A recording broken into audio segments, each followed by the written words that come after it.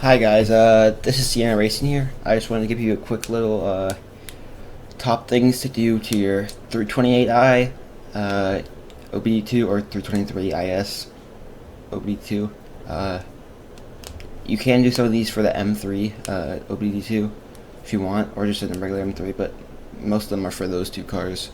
So first off, we got one of the biggest changes engine-wise is a M50 older OBD1 intake manifold from one of those older cars, which with a swap kit, which you can get, this is the one I got, which is probably the best one and cheapest one, for about 170 bucks total.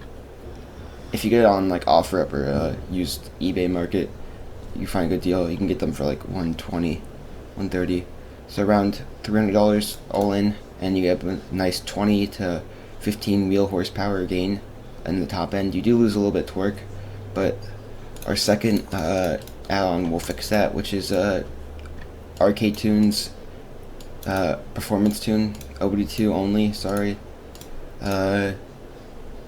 He sends you a USB dongle adapter for the engine port, and then you should be able to just change one of the pins and rewire it, and it should work.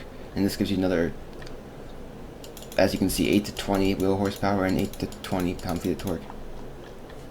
The next one's going to be suspension-wise, because it's important if you're going to build a fast car.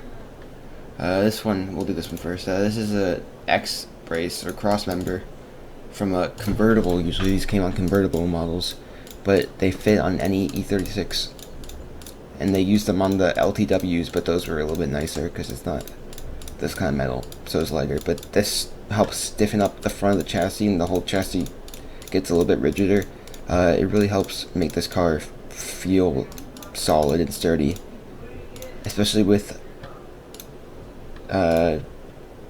suspension and other stuff like bushings, which you should get, but I didn't put on this list. There's also you need if you're gonna install it, you need a sort of mounting kit or nut kit, which comes with these. It's only like 40 bucks. It's not that bad. So our next item, I think almost our last one, is gonna be coilovers, which I specifically chose Fortunato because I'm getting Fortunato, and I feel like they're the best bang for your buck if you want to get something mid-range that are comfortable and great on track.